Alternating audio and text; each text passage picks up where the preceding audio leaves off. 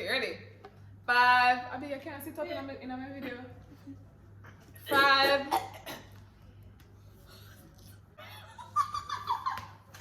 Whoa.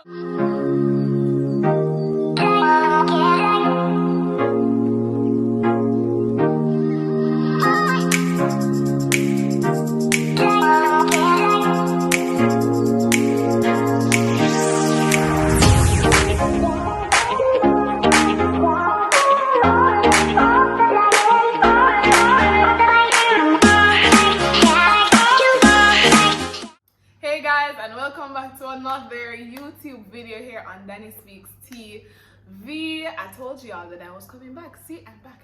Anyway, you know when you see these two goofballs here with me, what that means? This is Leslie. Say hi, Les. Hey guys. And this is Abby. Say hi, Abby. Hey guys. And today we're gonna be, you know when you see us, we're going to be talking about church girl stuff because that's just who we are.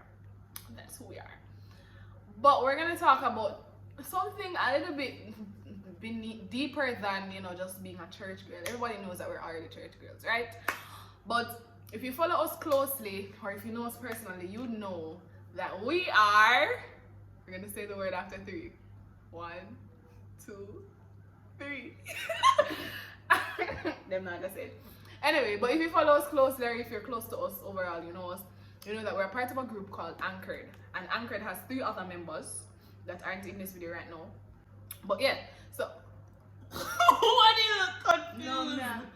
Oh yeah, it's true. I was counting them. Right. So we have taken this stride into ministry, and even before Anchored was really born, me, Abby, Leslie, and I, we were involved in ministry in different ways, right? But now we have literally taken this whole brand head on, and we're moving with it. So we're just here to talk about some of the truths of not only being impacted by ministry, but actually being the ministry. You see me? So we're gonna be talking about that today. You know, it's crazy, or it's a good thing to be in ministry, and it looks good. It looks good on paper. You know, Elder Lyons might say to him, look, a friend, say, oh, my daughter is involved in a ministry, and she's doing so many things for the Lord, and it looks good on paper. But the point I'm making is that it's a lot more tedious than people make it out to be. It's a lot more exhausting than people make it out to be. It's a lot of things, and it's also fulfilling, extremely fulfilling as well. So yeah, that's what we're going to be talking about in this video. So first of all, I think I'm going to start with Abby. Tell us, like, in a synopsis, what is, I don't know, like the experience in like this sort of intentional ministry so far, and what are the things that you go through as a minister that people who are impacted by your ministry don't see? Oh, okay. So like, by the way, guys, Abigail goes through a midlife crisis every 3 days, or yeah, every day. So she'll have a lot to say. so like, a lot of you as fans of Daniel, when you see me in person, like, you'd think that I have my life together and everything, and things are good and whatever. I mean, things are good, all things considered, but to do what we do on a regular basis, it takes a lot of energy out of you, a lot of tears out of you, time, money, and everything. Heavy on the money part. Yeah, I think the first time I realized what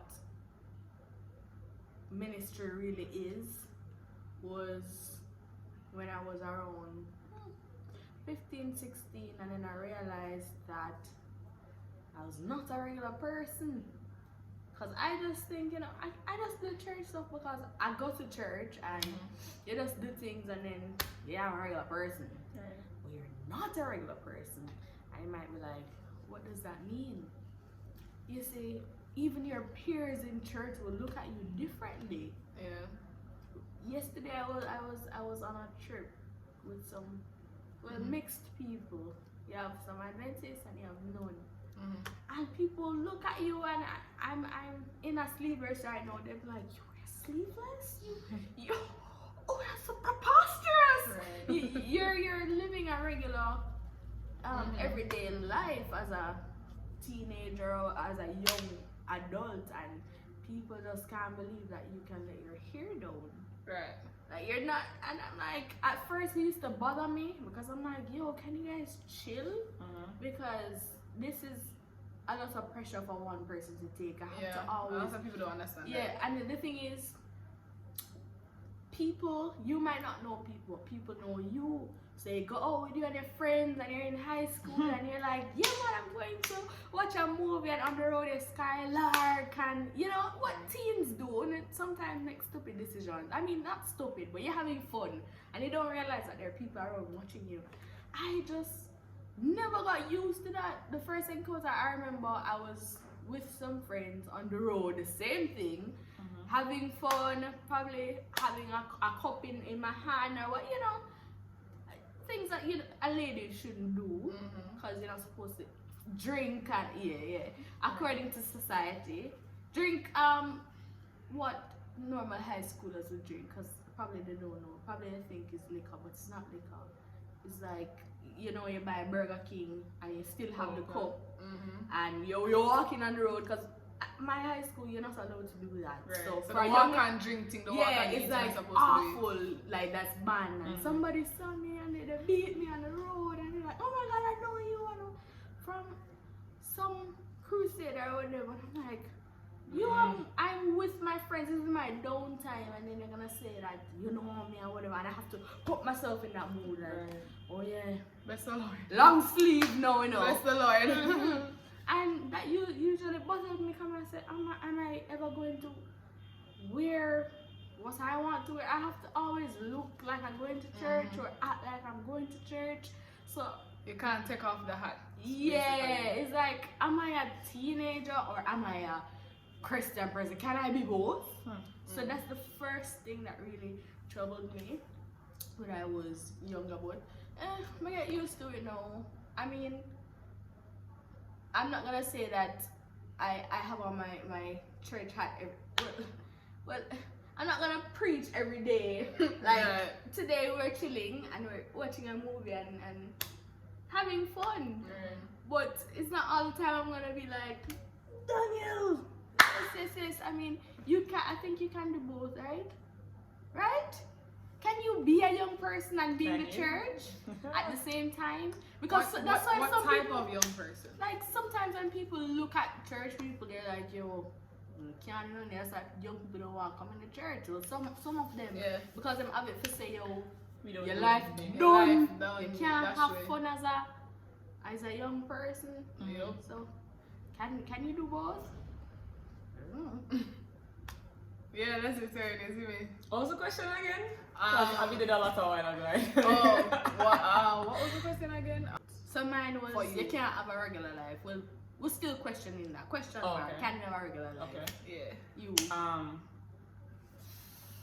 So I don't know. Alright. So just kind of piggybacking off what Abby would have said, I think for me initially, because I mean we've been involved in ministry in various ways, even before Anchored, all of us, I think, right? And simultaneously while we're doing Anchored, we're also doing other things in ministry. And in the moments when you're ministering, like, then again, your life should be a ministry. But in the moments when you're ministering, it's like people see you and they expect this perfection from you. I personally have grown into the idea that I am a minister in every sense in life. So even when I'm sitting down watching a movie, it's still ministry in a way. Let me explain that. So I might not be standing up and talking about Jesus or singing, but even in my downtime, I'm not doing the devil's work, right? I'm still just me having fun doing whatever I'm doing, but it's still not going against what God would want from me. You get me? And so even when people have things to say or they have questions to ask, why are you doing this way? Because I can. I'm like, it's that simple for me, I guess. So I don't really allow the outside of view to control how I do certain things. Of course, I consider what God would want from me, and if I'm not in His will, then it can't keep. Simple as that for me. But I don't necessarily take what people expect to heart and try to exemplify that. In terms of what people don't know, what people who I minister to don't know about me, a lot. My personal life is personal, you know. I don't know why y'all have that face. I don't know why y'all have that face. Do we know about it? Y'all are my friends. Obviously, you know my personal life. That was not interpersonal. No, that's not what I'm saying. I'm just saying that everybody not gonna know everything about me. Right? Some people can't relate. Right. So, one thing though that is like very important to me is that what goes into my ministry is the experiences that I have, right? So, for example, we sing a song. God is.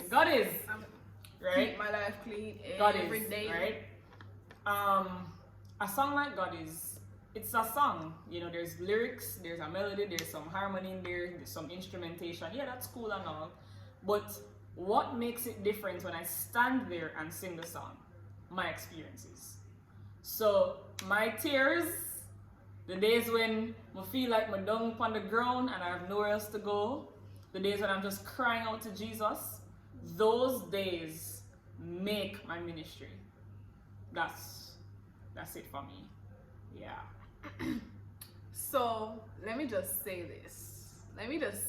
First of all, everybody doesn't know every single thing about me, okay? Now I She didn't might say it was you. she did, Hey, whatever. who No, that she did. And you know she did.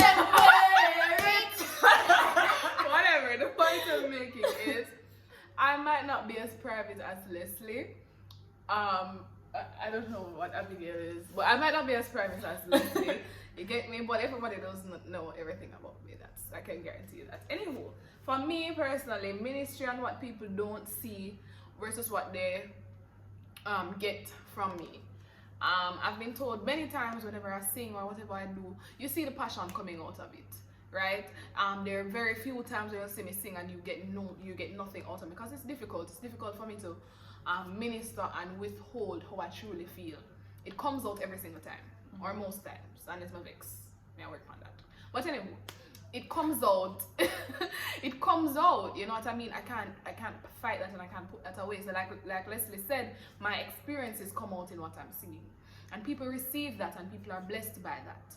And so when they see that one time, when they see Daniel in Halfway Tree, when they see Daniel at school, or when they see Daniel, I don't know, on the road, wherever, they're expecting that Daniel. They're expecting that should I say sanctified? They're expecting a certain Daniel. They're expecting who they saw minister, right? Shouldn't they always get that person though? Right, exactly. And this is why we're talking about it, because guess what? The reality is that the same person who ministers to you, the reality of it all, no, I'm not saying, the ideal is who I am on the rostrum, I should be off of the rostrum. And that is just the reality. That's just the truth about it. The reality is that's not always the case. And because that's not always the case, because literally we're not perfect. As soon as me come off of the stage, or I mean, when church done, what's it not, the same Daniel where you see probably I sing Lord You're Holy or whatever, you're not gonna see the same Daniel there when me there on Abigail and Leslie or whatever. Don't bring my name in. Right? Because we're always holy people. The point I'm making is, the reality is that you're not gonna always be in one state all the time. As much as that is the goal, and that's what we'd like to be, that is oftentimes not the reality. And sometimes the persons who are impacted by our ministry, they can catch us at those weak points, those moments when we're not so strong, when we're not being so holy as we should be. They catch us at those points, and that can very well discourage us from doing what we're doing. So that's one, discouragement. Number two is this: opportunities. Money can you ministry blocks you from certain things, you know, people? I mean, I don't talk. I'm Also sorry. provides, though. But finish what you're saying. I think it block more than provide. Where I am right now, based on my personal experience, if you're trying to weigh, yo, there's a lot of things. There's you a can't lot of do, things you fam. can't do. As a minister, there The are list is long. many things. And this is my personal people. I tell you say, yo, job opportunities, people. Some little things and something would get a little money. Relationships, your entire life. You understand my sister, and the opportunities that come that you want and wait for certain things, you have to consider. If I was to do this, what would the people who saw my ministry think of me then? What impact would that have on my ministry? Would I be able to sing to them like I did once before? You know what I mean? It's difficult and it blocks you from many things. It does provide, and I'm not gonna make it seem like it's all bad. It does provide, but we're talking about what people don't see, and what people don't see. You see the passion and you see the love for what we do and everything, but behind all of it, it is rough. It's very hard. The But the sacrifice is worth it. Right. At the end of the day, It's worth it. you have to sacrifice a lot of things. Because personally, people, I literally got a job opportunity the other day. I'm not gonna tell you what it was, but it was a big one, pretty much. It was something that I've been waiting for. And when I saw the opportunity, I jumped at it. At first, I didn't know what company it was for. But I jumped on it and I said, yeah man, ready. And you know what happened? On the day that the people wanted me to shoot, I told them I can't make it on that day because I had an exam. And they said, normally, with those shoots, they want you for the entire day. So if you can't be there for the entire day, you cut. I couldn't be there for the entire day. And I communicated that with the agent. She said, okay, cool. Couple, probably hours later, they said, we will still take you on another day. That was a Sabbath. No. What happened was, what was it? I think they said, I told them I wasn't able to come on, like, after 12. So after 12 o'clock, I would be free. But before then, not free. And normally they say, yo, you cut, we need it for the entire day, right? They said, we will take you. You see that them said, we'll take you at 12 or we'll take you on another day. And the other day wasn't Sabbath, so everything was good. And when they were sending across the contract and sending across how much I was gonna get, the name of the company, people, if me did ever, and what it was a brand ambassadorship. So if you, what would happen or what I'd expect is probably some photo shoot, some commercial, some video shoot, and you would basically see me prancing around in everything that has to do with the brand. And if you saw that, I tell you people, you would have never want it done. You know? And it is something that I wanted. And people think of Fenke brand, the people that spend money here. But could I do it? No. Number one, it would have affected my ministry, my reputation, so many things, my spiritual life, it would have affected as well. So it's like, even though ministry blocks you from certain things, sometimes it acts in the best interest of my spiritual life. So what are the opportunities now that the ministry provide? You can wow. I mean, in You terms can of talk about that. terms of two things just came to mind. One, particularly so you guys would know, maybe, I don't know, that we spend a lot of time at EJC because we work with the virtual church, right? And yeah, we don't work, all volunteer. But we spend a lot of time with the virtual church, and that brings us in contact with lots of different people. And some of those people are wealthy. Big shot people. You know, some of those people can do things for you. It creates that kind of, so in Jamaica you need links, plain and simple. And in that way, it creates those kind of networks for you. Also, there's this, the other day when we went to Mandeville, it's still crazy. Why you look so confused? When we went to Mandeville, we went to minister, and I gave a testimony because we were all talking throughout the sets and everything, and I gave a testimony, not expecting anything out of it. It was just me really just like pouring from my heart and just kind of showing with the people why the songs mean so much to us. And when I was done, essentially the testimony was about the fact that I'm jobless and I'm broke, and people just came and they were like, yo, here.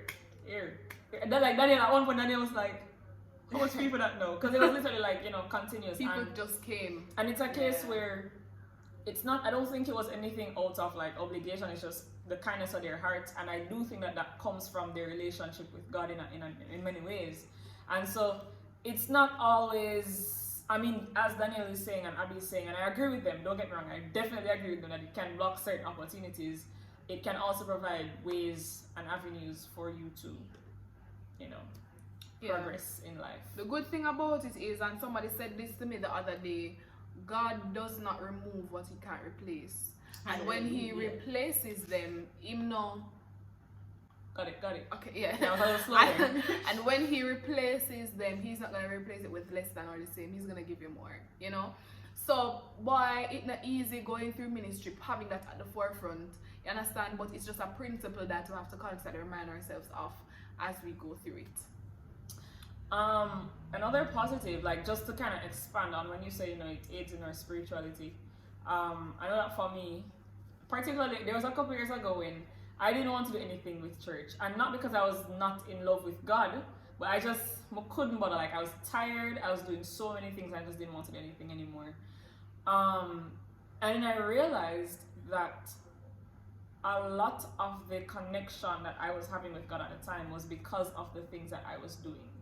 Not solely, but it was heavily, you know, a part of it. Because, you know, you have a program coming up, you have to prepare for that. And preparation for that, depending on what it is. Let's say for Abby, I know Abby and, well, I guess Daniel, they speak sometimes, like preach and stuff. You have to do research into the word of God to preach.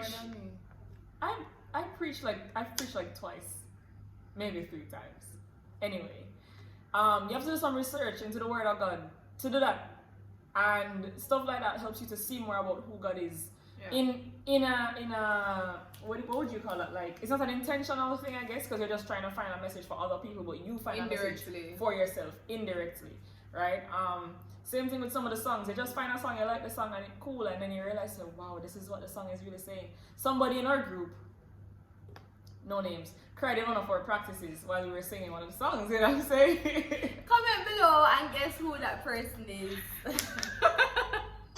And we're laughing about it. No, but I mean, you know, stuff like that. So it really does help to anchor. Do it.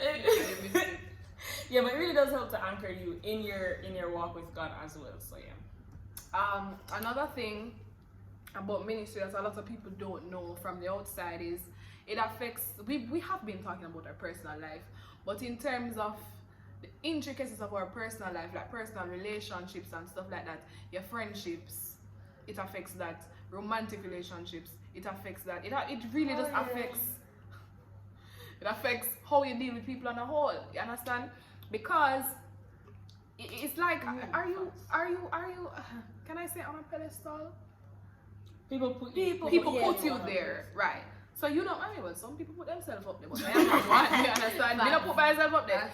People, because of the nature of what you do, put you on a pedestal. This means that you have to be intentional in how you interact with people. Yeah. And a lot of people who are around you, their intentions are not necessarily the best, you know. So sometimes people will come around you and, you know, try to get into your space and stuff like that. Sometimes Satan send them people there to knock you off of your horse or to knock you off of your game. Sometimes people are literally sent into your life to really just box you off a form, and you have to be really intentional about that. So people in a ministry can't deal with anybody, and that's just the truth. People in a ministry can't be friends with any and anybody, because I mean, let's be honest. So if you know, if I'm friends, hypothetically speaking, if I'm friends with Abigail, and Abigail is not a good influence. Every Friday night, Abigail wants to go to a club. This is all, and let's say Abigail's love language is probably quality time. She has to spend quality time in order for a bond between you and her to grow. Let's just say hypothetically, right? A friendship is not gonna flourish, and you can't. And I'm not saying you and Abigail can't be friends, but in terms of how the relationship is gonna go, obviously you and Abigail are not going to be able to be buddy, close friends, because what Abigail is about and where Abigail is heading in life is not where you're heading, and it's not the same message that you're trying to give out. And Abigail probably has a certain reputation where don't look good, and then you're walking with Abigail. Yo, that's a fact, you know. Nah, I said nothing else, but that's true. Like, I've seen many young people, and you know, you see them at church, but rough, isn't it? I guess that's something all of us have to work.